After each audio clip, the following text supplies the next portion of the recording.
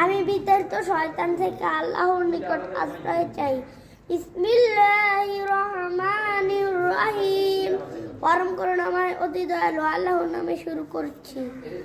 আলহামদুলিল্লাহি রাব্বিল আলামিন। সমস্ত প্রশংসা আল্লাহর জন্য, যিনি জগৎ সমূহের প্রতিপালক।